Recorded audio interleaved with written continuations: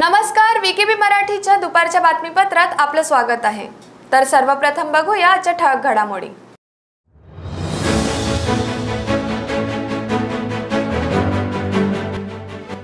राज्यात डेल्टा प्लसचे एकूण 76 रुग्ण, तरी स्थिती नियंत्रणात। राजेश टोपे यांची पत्रकारांसोबत चर्चा।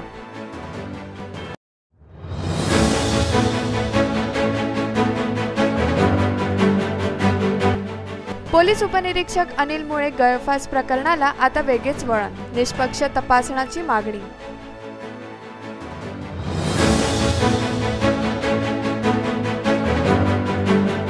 आणि पवार साहेब, ओबीसी आरक्षणावरून वारंवार केंद्र शासनाला जबाबदार ठरवू नका, बावनकुळेंचा पवारांना सल्ला।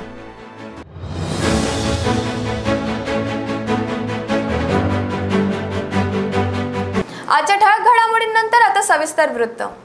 राज्यात आता 10 रुग्ण डेल्टा प्लस संक्रमित आढळले असून एकूण डेल्टा प्लस संक्रमित रुग्णांची संख्या तब्बल 76 झाली आहे। मात्र चिंतेचे काही कारण नाही आहे, असे आरोग्य मंत्री राजेश टोपे यांनी पत्रकारांना सांगितले। राजेश टोपे हे खामगावच्या सिल्वर सिटी रुग्णालयात सुरू करण्यात येणाऱ्या MRI आणि CT स्कॅनच्या उद्घाटनासाठी सोमवारी आले असता काँग्रेसचे माजी दिलीप कुमार सानंदा यांच्या निवासस्थानी त्यांनी भेट दिली। तेव्हा त्यांनी पत्रकारांशी संवाद साधला। कोरोना निर्बंध जरी मोठ्या प्रमाणात शिथिल करण्यात आले असले तरी काळजी मात्र सगळ्यांनी घ्यायचा सल्ला त्यांनी दिला। तसेच दर आठवड्याला 100 केसेसची चाचणी रँडम सॅम्पलिंग करून केल्या जात आहे, असेही टोपे यांनी सांगितले। डेल्टा प्लसच्या संदर्भात काल आज मध्ये मिळून साधारण 10 रुग्णांची नवीन वाढ दिसून येते। म्हणजेच 66 जे रुग्ण होते ते आता 76 झालेले आहेत, 76 झालेले आहेत आणि कोल्हापूरमध्ये त्यातले 6 वाढलेले आहेत। आणि त्यामुळे या सगळ्या रुग्णवाढी जरी झाली असली तरीसुद्धा अशी चिंता करण्यालायक ह्याचा काहीही तसा विषय नाही। त्याचं कारण एकच आहे की यामध्ये जे काही आपण उपाय करत असतो तो उपाय साधारणपणे डेल्टा जो काही व्हायरस आहे आपला म्युटेटेड त्या पद्धतीचाच आहे। त्याचं एकच मला सांगितलं पाहिजे की साधारणपणे डेल्टाच्या माध्यमातून आपण आता जे काही आपला जो पुढचा प्रोटोकॉल आहे तो फिक्स्ड आहे की आपण जे इंडेक्स केसेस असतात त्याला आपण विलगीकरण करतो, म्हणजे अलग करतो। त्याच्यानंतर त्यांच्या जवळचे जेवढे काही परिवार सदस्य असतील किंवा त्यांना लागत त्यांच्या जे काही मित्रपरिवार असतील, जिथेही जे लोक त्यांच्या कॉन्टॅक्टमध्ये आले असतील त्या सगळ्या हाय रिस्क आणि लो रिस्क कॉन्टॅक्ट्सला आपण निश्चित प्रकारे वेगळं करून त्यांना त्यांचे 100% टेस्टिंग्स करतो आणि त्या टेस्टिंग्सला सुद्धा आपण ते स्वॅब्स NIV पाठवतो, नॅशनल इन्स्टिट्यूट ऑफ व्हायरॉलॉजीकडे पाठवतो, जेणेकरून त्यांची जिनॉमिक सिक्वेन्सिंग, होल जिनॉमिक सिक्वेन्सिंग करावी आणि त्यामध्ये डेल्टा प्लस आणखीन कुठे वाढ झालेली आहे का हे बघतो आपण। तर या सगळ्या जी काही प्रोटोकॉल्स असतात त्या सगळ्या प्रोटोकॉल्सचा तंतोतंत पालन करण्याचं काम स्वास्थ्य विभागाच्या वतीनं केलं जात आहे आणि नक्कीच आपल्या ह्या सगळ्या गोष्टींवर लक्ष आहे।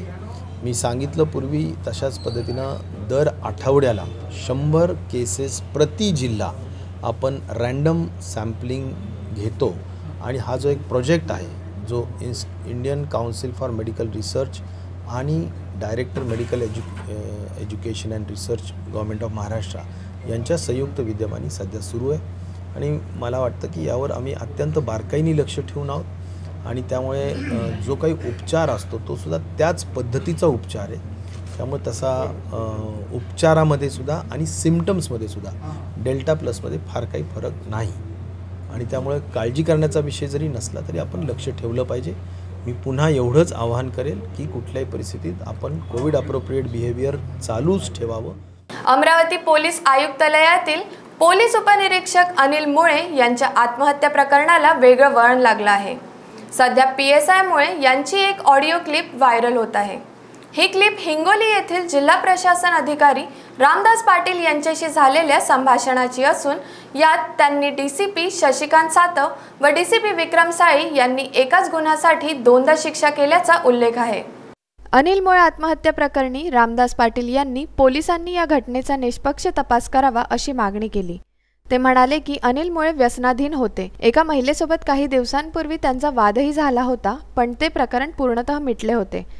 तरी सुद्धा अनिल मुळे यांची बदनामी करण्याकरिता व्हॉट्सअपवर अशा प्रकारचे आक्षेपार्ह मजकूर पाठवण्यात येत आहेत. अनिल मुळे API यांच्या प्रकरणात सध्या जे क्लिप व्हायरल होती आहे ते संभाषण रामदास पाटील हे माझ्याशी झालेलं आहे. मी सध्या जिल्हा प्रशासन अधिकारी हिंगोलीला कार्यरत आहे. अनिलने साधारणतः 28 जूनला माझ्याशी 28 जूनच्या दरम्यान माझ्याशी संभाषण केलं होतं. त्याच्या मोबाईलमध्ये प्रत्येक गोष्ट रेकॉर्ड झालेली होती. सदरची क्लिप त्याच्या मिसेसने त्याच्या वडिलाला पाठवली होती. वडिलाकडून गावातल्या एका ग्रामपंचायत मेंबर मार्फत ती व्हायरल झालेली आहे.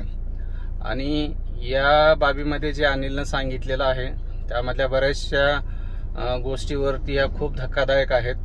यानंतर मी स्वतः अमरावतीला DCP साळी यांची भेट घेतली. साळी साहेबांनी यामध्ये आम्हाला घरी बोलवून घेतलं. खूप सहकार्यही केलं त्यांनी, पण त्यांच्या अधिकाराच्या बाहेरले असल्यामुळे ते या आठवड्यामध्ये CP मॅडमशी बोलून पुढची कारवाई करतो असे त्यांनी सांगितले होते.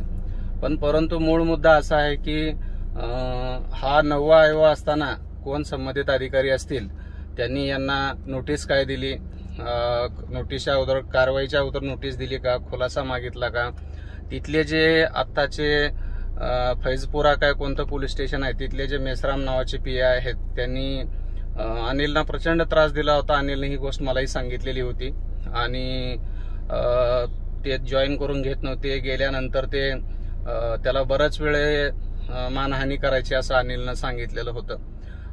आता सांगतायत की अनिल हा सुट्टीवर होता, गैरहजर होता.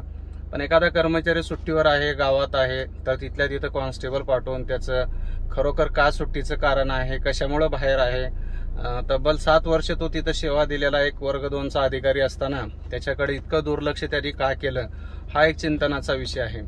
आणि आज काही सोशल मीडिया ग्रुपवरती आम्ही पाहतो की अनिलची मृत्यूनंतर बदनामी होती आहे. हे खूपच गंभीर आहे की तो ड्रिंक करत होता, कुठल्या तर महिलेनं तक्रार दिली, हे साफ चुकीचं आहे.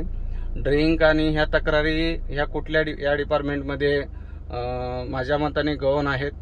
ते आता कुठेतरी आज मी सकाळी अमरावतीवरून मला व्हॉट्सअपला पोस्ट आली. न्यूज अँड व्ह्यू या ग्रुपवरती एक ACP दर्जाच्या अधिकाऱ्याने काही अनिलच्या संबंधातले चुकीचे कागदपत्र आज व्हायरल केलेले आहेत. मला असं वाटतंय की डिपार्टमेंटनं अनिलला योग्य तो न्याय द्यावा. न्याय जर देणं होत नसेल तर तटस्थपणाने चौकशी करावी. तिथले CP मॅडम असतील, IG साहेब असतील. काल मी स्वतः अनिलची बॉडी आणायला अमरावतीला गेलेलो होतो. तिथं नांदगाव पोलीस स्टेशनला आम्ही रीतसर आरोप नाहीये पण आम्ही मुद्दे दिले चौकशीचे. त्या चौकशी मुद्द्याच्या अनुषंगाने तटस्थ सांगितलेलं होतं. आता सांगतायत की अनिल हा सुट्टीवर होता, गैरहजर होता. पण एखादा कर्मचारी सुट्टीवर आहे, गावात आहे, तर तिथल्या तिथं कॉन्स्टेबल पाठवून त्याचं खरोखर का सुट्टीचं कारण आहे, कशामुळे बाहेर आहे, तब्बल 7 वर्ष तो तिथं सेवा दिलेला एक वर्ग 2चा अधिकारी असताना त्याच्याकडे इतकं दुर्लक्ष त्यांनी का केलं, हा एक चिंतनाचा विषय आहे. आणि आज काही सोशल मीडिया ग्रुपवरती आम्ही पाहतो की अनिलची मृत्यूनंतर बदनामी होती आहे. हे खूपच गंभीर आहे की तो ड्रिंक करत होता, कुठल्या तर महिलेनं तक्रार दिली, हे साफ चुकीचं आहे. ड्रिंक आणि ह्या तक्रारी ह्या कुठल्या या डिपार्टमेंटमध्ये माझ्या मताने गौण आहेत. ते आता कुठेतरी आज मी सकाळी अमरावतीवरून मला व्हॉट्सअपला पोस्ट आली. न्यूज अँड व्ह्यू या ग्रुपवरती एक ACP दर्जाच्या अधिकाऱ्याने काही अनिलच्या संबंधातले चुकीचे कागदपत्र आज व्हायरल केलेले आहेत. मला असं वाटतंय की डिपार्टमेंटनं अनिलला योग्य तो न्याय द्यावा. न्याय जर देणं होत नसेल तर तटस्थपणाने चौकशी करावी. तिथले CP मॅडम असतील, IG साहेब असतील. काल मी स्वतः अनिलची बॉडी आणायला अमरावतीला गेलेलो होतो. तिथं नांदगाव पोलीस स्टेशनला आम्ही रीतसर आरोप नाहीये पण आम्ही मुद्दे दिले चौकशीचे. त्या चौकशी मुद्द्याच्या अनुषंगाने तटस्थ अमरावतीच्या बाहेरील अधिकाऱ्यामार्फत त्यांची चौकशी होणे खूप गरजेची आहे. कारण मला असं कळाले की ज्या अधिकाऱ्याकडे तपास दिलेला ACP त्याच अधिकाऱ्याने आज अमरावतीतल्या काही ग्रुपवरती काही डॉक्युमेंट व्हायरल केलेले जे अनिलच्या विरोधातले. यातून काय दाखवायचं हे मला कळलेलं नाहीये. आणि आमचा अजूनही पोलीस प्रशासनावर विश्वास आहे. 2 लहान मुली आहेत, एक 2 वर्षाची, एक 4 वर्षाची. अशा लहान लेकराचे वडील निघून गेलेले आहेत. त्यांच्या घरावर प्रचंड प्रमाणात दुःख असताना, घरची अतिशय बेताची परिस्थिती असताना परत त्याची बदनामी करण्याचा हेतू काय हे कळालेलं नाहीये. पण क्लिपच्या अनुषंगाने आणि तिथं काल आम्ही दिलेली जी तक्रार आहे त्या अनुषंगाने त्यातले काही जे मुद्दे आहेत अनिलच्या घरून त्याच्या मिसेसला फक्त कळवण्यात आलं, तिथलं लॅपटॉप आणि डॉक्युमेंट तात्काळ तिथून घेऊन जाण्यात आले. नंतर सांगितले की सुसाईड नोट नाहीये. आणि सायबर सेलला मी स्वतःही गेलो होतो की त्या ठिकाणी अनिलच्या मिसेसनं अनिलची सुसाईड नोट टाईप करताना थोडीशी वाचली होती असं तिचं म्हणणं होतं. आम्ही ते तारीख सांगितली तर त्या लॅपटॉपमधला माय कन्फेक्शन हे फोल्डरच तिथून गायब आहे आणि त्यामुळं आमचा अधिक संशय बळावतो आहे. आम्हाला न्याय हवा याच्यामध्ये. अनिल हा माझा नात्यातून लिंगायत फोरमचा तो एक सभासद होता, माझा नातलग होता, त्याची मिसेस माझी बहीण होती, मावस बहीण. त्यामुळं या प्रकरणात तिथले CP मॅडम असतील, IG असतील, DIG साहेब असतील यांनी तटस्थपणाने बाहेरच्या अधिकाऱ्यांमार्फत चौकशी करावी आणि आम्हाला न्याय द्यावा. या प्रकरणाचा तपास आता आयुक्त डॉक्टर आरती सिंग यांनी सहाय्यक पोलीस आयुक्त भारत गायकवाड यांच्याकडे दिला आहे. मात्र 2 DCP दर्जाच्या अधिकाऱ्यांवर आरोप असल्याने त्यापेक्षा कनिष्ठ अधिकारी वरिष्ठ अधिकाऱ्यांचा तपास कसा करणार हा मुद्दा उपस्थित होत आहे.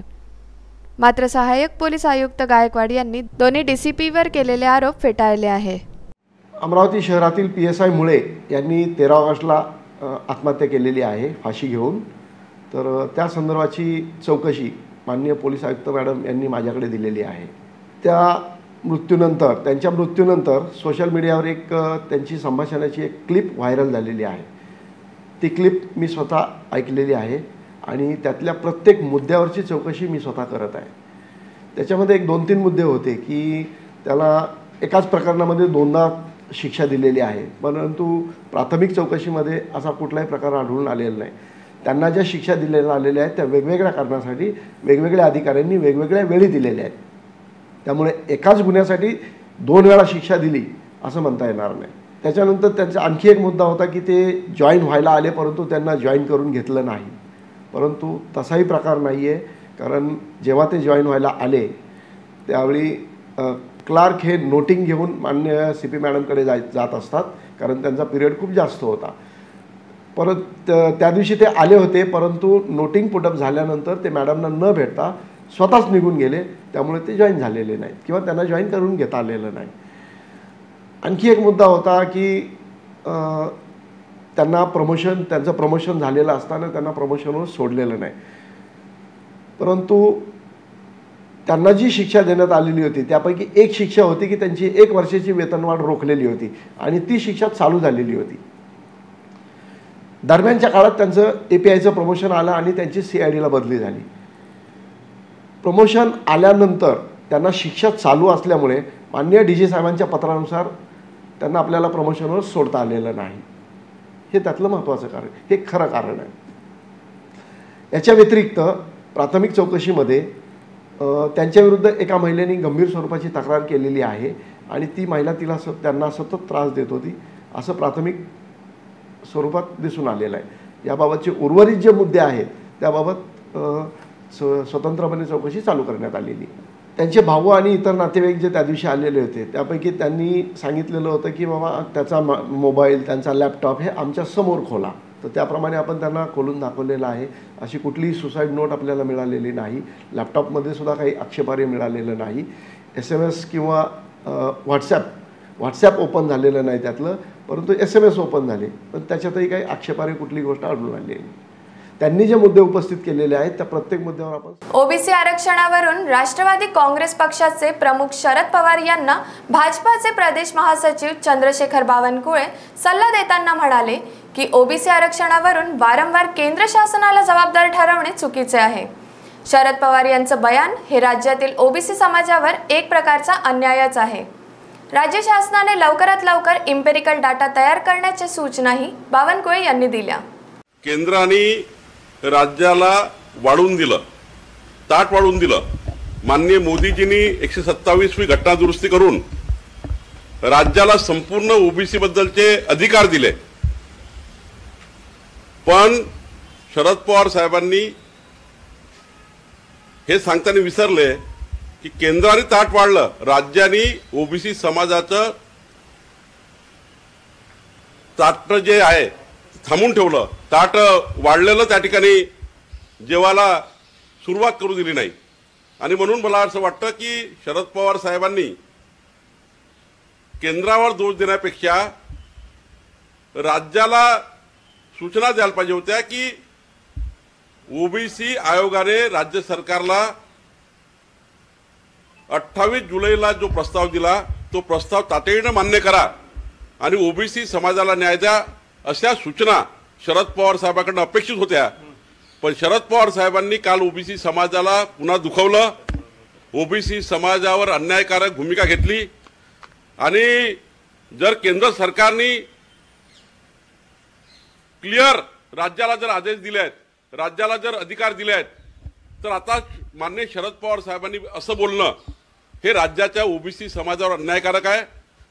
मला वाटतं शरद पवार साहेबांना विनंती आहे की आपण पुन्हा एकदा राज्याला सूचना द्याव्या आणि ओबीसी समाजाच्या इम्पेरिकल डेटा डिसेंबरच्या आत तयार करून डिसेंबरपर्यंत ओबीसी आरक्षण राज्य सरकारने द्यावं। शरद पवार साहेबांच्या जर मनात असेल तर आजच त्यांनी माननीय मुख्य सचिव आणि कॅबिनेटला सांगून राज्याच्या ओबीसी जनतेचा 435 कोटी रुपयाचा प्रस्ताव जे इम्पेरिकल डेटा तयार करण्याकरता पाहिजे आहे तो मंजूर करावा अशी अपेक्षा शरद पवार साहेबांकडून आहे। राज्यांनीच बांधले आहे ना, जर राज्यांनी हात बांधले नसते तर मागच्या 20 महिन्यामध्ये राज्य सरकारच्या हातात असताना इम्पेरिकल डेटा का तयार होत नाही? सर्वोच्च न्यायालयाने राज्याला सांगितलं डेटा तयार करा, मग डेटा का तयार होत नाही? 14 महिने सुप्रीम कोर्टामध्ये राज्य सरकारने बाजू का मांडली नाही? ओबीसी आरक्षण सुप्रीम कोर्टाने काढलं तरी राज्य सरकार 4 महिने झाले काहीच कारवाई करत नाही। ओबीसी आयोगाने दिलेला प्रस्ताव मान्य करत नाही। डिसेंबरच्या आत माननीय वडेट्टीवारजींनी म्हटलं होतं की आम्ही इम्पेरिकल डेटा तयार करतो, अजून सुरुवात झाली नाही। आणि त्यामुळं हे जे झारीचे शुक्राचार्य आहेत, या झारीच्या शुक्राचार्यांनी ओबीसी आरक्षण थांबवलं आहे। मागच्या कॅबिनेटमध्ये आलं नाही, याही कॅबिनेटमध्ये येईल का माहित नाही, पण ओबीसीचं आरक्षण हे राज्य सरकारने थांबवलं आहे।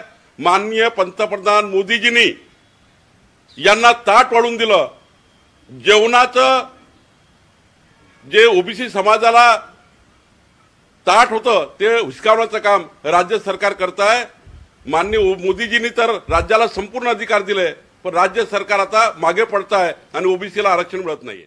वंचित बहुजन युवा आघाडीचा युवा संवाद मेळावा व युवा जोडो अभियानातून सशक्त युवा संघटनेची बांधणी करण्याचा आपला मानस असून स्थानिक मुद्दे, बेरोजगारी यासारख्या विषयावर आगामी काळात लढे उभे करणार असल्याची ग्वाही वंचित बहुजन युवा आघाडीचे प्रदेशाध्यक्ष निलेश विश्वकर्मा यांनी दिली आहे।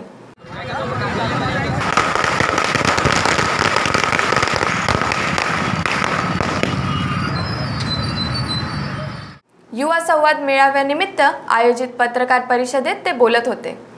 चंद्रपुरात काही निवडक लोकांच्या हातात मागील कित्येक वर्षांपासून सत्ता आहे, मात्र येथील प्रश्न जैसे थेच आहेत।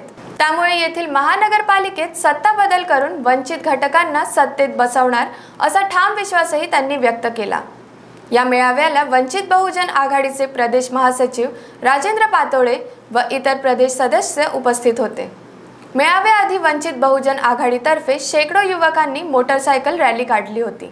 जिल्ह्याचा देश वेगळा नाही, त्या स्थानिक पातळीवर युवकांनी कशा पद्धतीने त्यांच्या मुद्द्याला लढलं पाहिजे। कॉलेजचे एवढे सारे विषय आहेत, लॉकडाऊनवर कॉलेज सध्या बंद आहे, बाळासाहेबांचे प्रकरणग्रस्त असो, अनेक असे मुद्दे ते सातत्यानं तसेच ठेवले आहेत। सत्ताधारी येतात आणि जातात सातत्यानं। आता या 3 लोकांचं सरकार असं, भाजपचं सरकार असं, ज्यांनी थेट त्या मुद्द्याला सोल्युशन केलं नाही, म्हणून वंचित आघाडी त्या लोकांच्या सोबतच आहे। शोषित वंचित त्या घटकासोबत बाळासाहेब आंबेडकर आधीपासून आहे आणि वंचित आघाडी त्यांचे प्रत्येक मुद्दे असो त्यासाठी लढत आहे। इथे चंद्रपुरात जे जे स्थानिक मुद्दे राहतील त्यात वंचित आघाडी मोठ्या ताकदीने सोबत आहे। नमस्कार, चंद्रपूर या गोलराजाच्या महाकालीचा आता मेळावा येत आहे। त्या मेळाव्याच्या माध्यमातून ज्याही तरुण असं वाटत असेल की वंचित आघाडी मोठ्या ताकदीशी निवडून मिळेल। अनेक मुद्दे या जिल्ह्यात आजपर्यंत आहेत तसेच ठेवलेले आहेत। इथं सिमेंट फॅक्टरी असो, आयरन फॅक्टरी असो, अशा मोठ्या ठिकाणी सुद्धा स्थानिक लोकांना, तरुणांना रोजगार मिळत नाही झालं तर निश्चितच 200 कोटीचा भोंगळ कारभार आताच सवाटावर आलेला आहे। या महानगरपालिकेची तरुणांची बोट बांधून सीनियर सोबत निवडणूक जिंकण्यासाठी आम्ही तयार आहोत। राज्य में कर सकते, अपने शहर में कर सकते, वो सारे लोगों के लिए ये युवा आघाड़ी का मेंबरशिप चालू है। इस आंदोलन यहाँ पर इस शहर में जब बड़े पैमाने पे महानगरपालिका का घोटाला हो, 200 करोड़ का घोटाला भी सामने आया है, उसी के साथ साथ CTPS हो, 52 गाँव की प्रकल्पग्रस्त की समस्या हो, वो अनेक ऐसे स्थानिक फैक्ट्रियों में स्थानिक युवाओं को रोजगार नहीं है, तो उसके लिए लड़ाई लड़ने के लिए युवा आघाड़ी ताकत के साथ चंद्रपुर में है। आने वाले समय में महानगर पालिका चुनाव हो, हर चुनाव में वंचित आघाड़ी पूरे दमखम के साथ चुनाव लड़ेंगी। और यहाँ के युवाओं को बताना चाहता हूँ कि आपके साथ वंचित युवा आघाड़ी साथ में खड़ी है। जो भी आपके स्थानिक मुद्दे हो, फिर नौकरी से लेकर बेरोजगारी के हर मुद्दे पर आपकी लड़ाई लड़ने के लिए हम तैयार रहेंगे। आपका साथ ही हमें चाहिए और आने वाला दौर वंचित आघाड़ी का रहने वाला है। इसीलिए आप सभी युवा साथियों को आपके माध्यम से विनंती करूंगा कि जिन्हें भी चाहिए वो ये इस मेंबरशिप को ज्वाइन कर सकते और इस पार्टी में आके आपका सम्मान बढ़ाइए और आपके सपनों को पूरा करने का मौका श्रद्धेय बाळा साहेब आंबेडकर ने दिया है, उसको आप जरूर पूरा करिए। दिल्लीचे मुख्यमंत्री व आम आदमी पक्षाचे राष्ट्रीय संयोजक अरविंद केजरीवाल यांच्या वाढदिवसानिमित्त प्राध्यापक पराग राऊत यांच्यासह अनेक तरुणांनी आम आदमी पक्षामध्ये प्रवेश घेतला।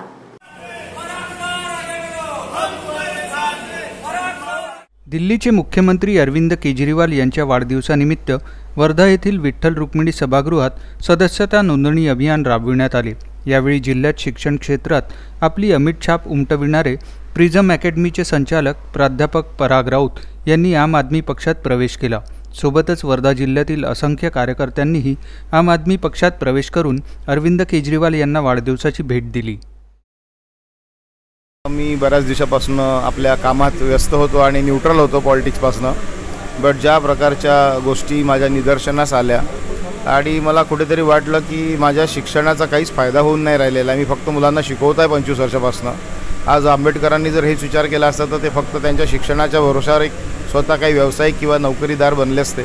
महात्मा गांधींनी म्हटलं असतं की मी जरा बॅरिस्टर आहे, मला तर काही कमी नाही आहे, मी आज वकिली करू शकतो, तर आपला भारत स्वतंत्र झाला नसता। मला कुठेतरी लाज वाटली माझ्या या लेट यामध्ये येण्याची की मी शिक्षित असून काहीच करून नाही राहिलेलो आहे आणि माझ्या शिक्षणाचा कुठेतरी काहीतरी उपयोग व्हावा आणि शिक्षित लोकांना पण अवेअर करवावं आहे की जो भ्रष्टाचार सुरू आहे त्या भ्रष्टाचारातून भारताला मुक्त होण्यासाठी आपल्यासारख्या लोकांनी समोर नाही येणार तर कोण समोर येणार, ते मला कुठेतरी वाटलं। आणि अरविंद केजरीवालांचं जे काम मी बघतो आहे बऱ्याच वर्षापासून, मी त्याला ऑब्झर्व करून राहिलेलं आहे, त्याच्यावरून मला वाटलं की जनतेचा पूर्ण टॅक्सचा पैसा जर जनतेवर जर खर्च केला तर खरंच कितीतरी मूलभूत सुविधा त्यांना, ज्या जीवनावश्यक सुविधा त्यांना खरंच त्यांच्या ऐपत नसलेल्या लोकांनासुद्धा दिल्या जाऊ शकतात। हे मला अगदी तळागाळातून विचार केल्यानंतर, खूप विचार केल्यानंतर मला ते लक्षात आलं आणि मला वाटलं की नाही, हीच गोष्ट सगळ्या पूर्ण भारत देशातल्या प्रत्येक शहरात प्रत्येक गावात जर लागू झाली तर आज सगळे गरीब लोक म्हणजे समृद्ध होतील आणि आपला भारत मागे राहणार नाही। या विचारधारेने मी प्रेरित झालो आणि मी खूप विचार केल्यानंतर या पक्षामध्ये यायचं ठरवलं। मी सगळ्यात पहिल्यांदा अरविंद केजरीवाल यांना हार्दिक शुभेच्छा देऊ शकतो वाढदिवसाच्या। आणि आम्ही बऱ्याच दिवसापासून 2012 पासून जर म्हणजे आपली स्थापना झाली तेव्हापासून माझी इच्छा होती की या पार्टीमध्ये प्रवेश करावा, पण नोकरीच्या मुळे मी येऊ शकलो नाही।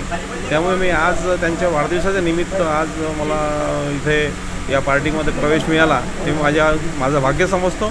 आणि वर्धेला आम आरडीचा माणसाची आणि कार्यकर्त्यांची जमाजमा करून जोराने आणि कामाने आणि वर्धेतून आमदार निवडण्यासाठी पण आमचे प्रयत्न चालू राहील असं मी त्यांना ग्वाही देतो। अरविंद केजरीवाल जी का जन्मदिन है और हमें बहुत खुशी है कि बहुत सारे लोगों ने आज पक्ष प्रवेश लिया है।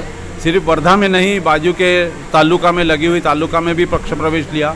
काफ़ी सारी महिलाएं भी आज हमारे साथ जुड़ी, उनको भी हमने आज नियुक्ति दी है, पोस्ट भी दिया है। और आम आदमी पार्टी का जो आज सबसे बड़ा उपलब्धि है वो हमारे राउत सर आज जो हमारे साथ जुड़े हैं, पद्माकर काका हमारे साथ जो जुड़े हैं, जो वर्धा को बहुत आगे लेकर के जाएंगे। वर्धा में और हमारे साथ में लोग जुड़ेंगे और वर्धा का बहुत बढ़िया काम होगा। ऐसा काम अब आम आदमी पार्टी की तरफ लोगों का ध्यान आ गया है। आम आदमी पार्टी क्या कर रही है दिल्ली में, वो अब यहाँ भी पॉसिबल है, ये लोगों के समझ में आने लग गया है और आम आदमी पार्टी की तरफ लोग आ रहे हैं। हम सबका स्वागत करेंगे और स्वागत करके जैसी दिल्ली बदली है वैसा वर्धा भी बदले। वेळ झाली एका छोट्याशा ब्रेकची, भेटूया ब्रेक नंतर। बाय। सब जानना चाहते हैं मेरा फेवरेट कलर, मेरा फेवरेट डेस्टिनेशन, मेरी फेवरेट डिश, पर कोई ये नहीं पूछता कि फेवरेट डिश मैं बनाती कैसे हूँ। अरे यार, जिसे टेस्टी खाना पसंद है वो अच्छे टेस्ट तक पहुँच ही जाता है। सुरुचि मसाले, खाने में हो रुचि तो घर लाइए सुरुचि। अपने अपने सपनों की उड़ान भरने की इच्छा तो हर किसी की होती है, पर पंख भी तो मजबूत होने चाहिए जो देता है Flywheel Aviation Academy. Flywheel Aviation Academy एक ऐसा इंस्टीट्यूट है जहां पर एयरलाइंस एंड एयरपोर्ट हॉस्पिटैलिटी और टूरिज्म मैनेजमेंट, साथ ही यहां campus interview, guidance by industry expert, practical training at airport, expert faculty, personal grooming जैसे कई सारे बेनिफिट्स आप पा सकते हैं। Flywheel Aviation Academy, 1 degree 3 job opportunities. Flywheel Aviation Academy gives you a degree और diploma with a job. Flywheel Aviation academy, 365 Gandhinagar, LAD college square, beside Karnataka bank, Nagpur. Break नंतर आपलं स्वागत आहे। तहसील पोलीस स्टेशन अंतर्गत पथक पेट्रोलिंग करत असता टांगा स्टँड जवळ त्यांना एक युवक संशयास्पद आढळून आला। विचारपूस केल्यास त्याचे नाव हर्षल सुधाकर खोट असून तो रेकॉर्डवरील मोटरसायकल गुन्हेगार असल्याचे कळताच पथकाने त्याला पोलीस स्टेशन आणले। तसेच त्याची सखोल चौकशी करत आरोपीकडून 24 जुलै रोजी चोरी झालेली ॲक्टिवा जप्त करण्यात आली। तसेच एक ड्रीम युगा बाईक असे एकूण 45,000 रुपयाचा मुद्देमाल आरोपीकडून ताब्यात घेण्यात आला।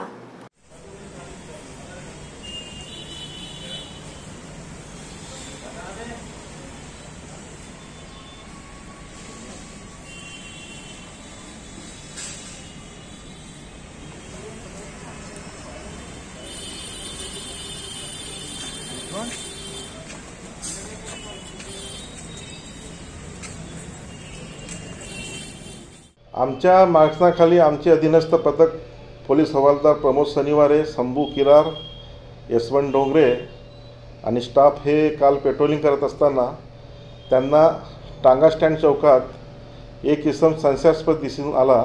त्याला विचारपूस केली असता तो हर्षल सुधाकर खोत, वय 20 वर्ष, राहणार नाईक तलाव, बांगलादेश, PS पाचपावली, हा रेकॉर्डवरील मोटरसायकल चोरीचा गुन्हेगार असल्यामुळे पोलीस हवालदार प्रमोद शनिवारे यांनी व त्यांच्या पथकाने त्याला पोलीस स्टेशनला आणून विचारपूस केली असता त्याच्या ताब्यात व्हाईट कलरची MH ॲक्टिवा MH40 AP 7405 ही वाहन दिसून आले आणि ते वाहन पोलीस स्टेशन तहसील येथून दिनांक 24/7/2021 रोजी चोरी गेले होते।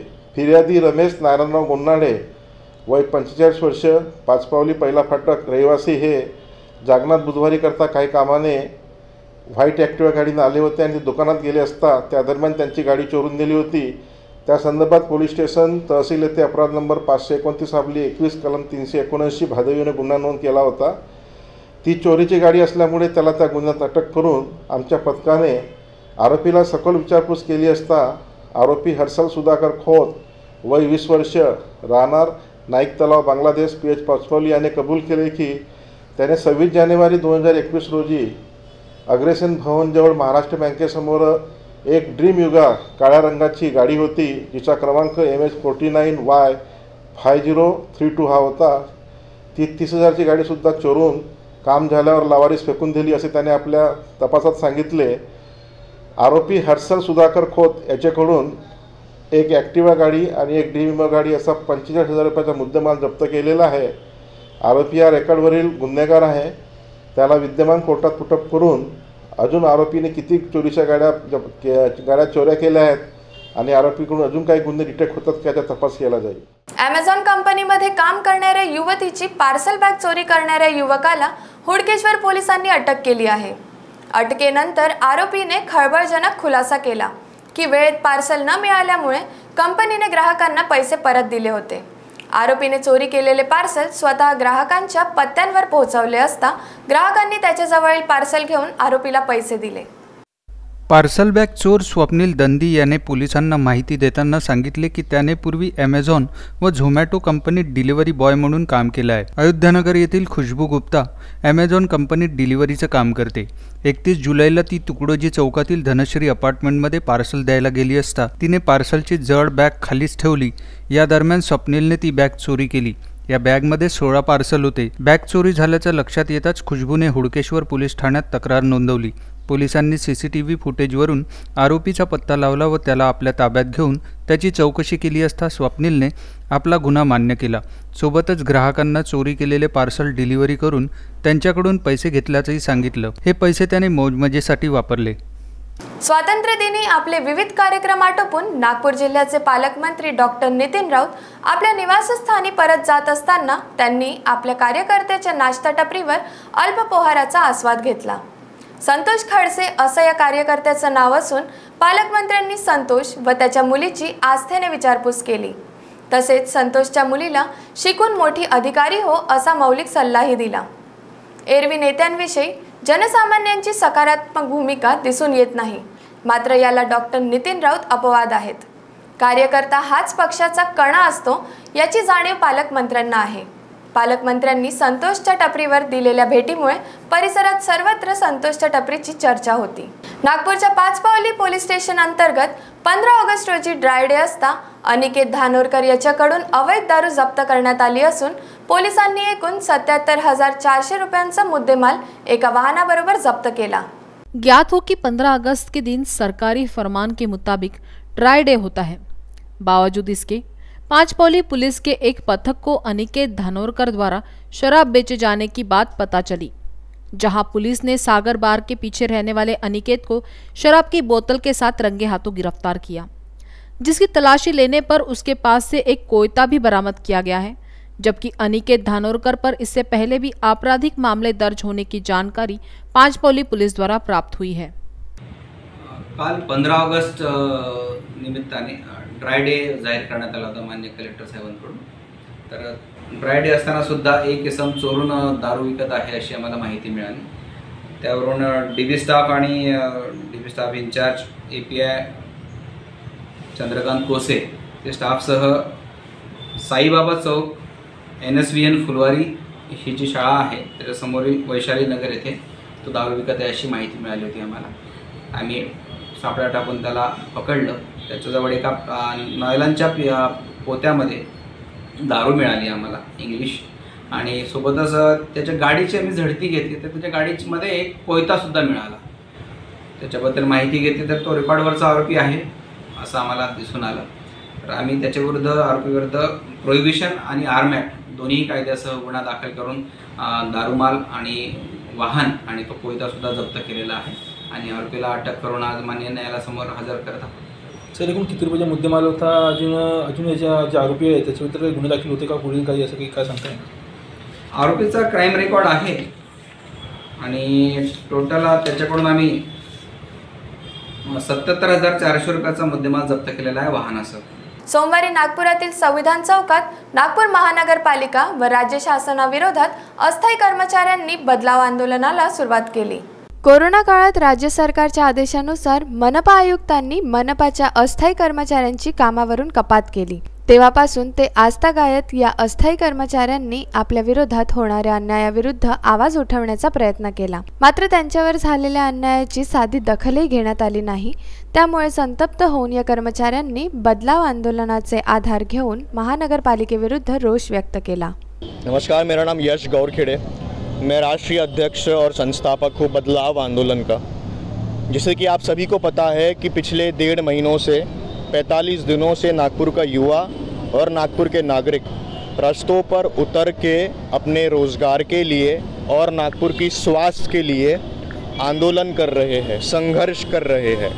यह आंदोलन हम लोगों ने इसीलिए छेड़ा क्योंकि नागपुर महानगर पालिका ने राज्य सरकार के निर्देशन के ऊपर ये कर्मचारियों को कोविड में लसीकरण के लिए, टेस्टिंग के लिए इन सभी को नियुक्त किया था, लेकिन बिना सूचना दिए, बिना कोई सूचना पत्र दिए इन सभी को निकाल दिया गया है। ये सब बच्चे कुल मिलाकर 12.5 ऐसे युवा हैं जिनको निकाला गया और ये लोग अलग अलग जिलों से आते हैं नागपुर के और बहुत सारे लोग नागपुर के ही हैं। ये लोगों को जब नियुक्त किया गया तो इनसे बहुत सारे लोगों से कॉन्ट्रैक्ट भी साइन नहीं करवाया गया, जैसे कि मैंने पहले बताया था। कंसल्टेंसी के माध्यम से इनका पेमेंट हुआ और 12 जुलाई को हम लोगों ने एक सिग्नेचर कैंपेन लिया था संविधान चौक पे। उसके बाद महापौर साहब से मुलाकात हुई। महापौर साहब को हमने बताया कि साहब इनके साथ जो ज़्यादती हो रही है, जो अत्याचार हो रहा है, इसके ऊपर आप कुछ ना कुछ सख्त से सख्त कार्रवाई करें। जितने भी जोन मेडिकल ऑफिसर है, जोन मेडिकल ऑफिसर के अलावा सभापति, नगर सेवक, भाजपा के, कांग्रेस के और अन्य पार्टियों के, इन लोगों ने भी इनके साथ बहुत अत्याचार किया, गाली गलौज से इनसे बात की। इनका जो प्रोफेशन था वो प्रोफेशन छोड़ के भी इन लोगों ने वो कार्य किया जो इनके प्रोफेशन में नहीं था, जो जॉब डिस्कशन में नहीं था। ये सब बातें हम लोगों ने बताई महापौर साहब को। उन्होंने हमको लिखित में देने के लिए सख्त से सख्त मना कर दिया। उन्होंने साफ मना कर दिया कि वो लिख के कुछ भी नहीं देंगे। इसके बाद हमने आंदोलन किया 17 जुलाई को। 17 जुलाई को आंदोलन करने के बाद हम लोग आयुक्त साहब से मिले। आयुक्त साहब से मिलने के बाद हमको उनसे मिलने के लिए मतलब कोई इजाज़त नहीं दी गई, हम लोगों को मिलने से मना कर दिया। और ये साफ दर्शाता है कि जब एक IAS ऑफिसर ऐसे युवाओं से जिन्होंने उन्हीं के शहर को ऐसे टाइम पे बचाया था जब कोई भी बचाने को तैयार नहीं था, उन लोगों से उन पर हुए अत्याचार को लेके उन्होंने कोई कार्रवाई नहीं की। कुल मिलाकर 1250 कर्मचारियों ने इनके खिलाफ एक कंप्लेंट, एक याचिका, एक तकरार दायर की। ये तकरार की कॉपी हमारे पास है। ये तकरार हम लोगों ने दी थी आयुक्त साहब को। आयुक्त साहब ने इसके ऊपर कोई भी कार्रवाई नहीं की। इसके बाद हम लोग बच्चू कडू से मिले।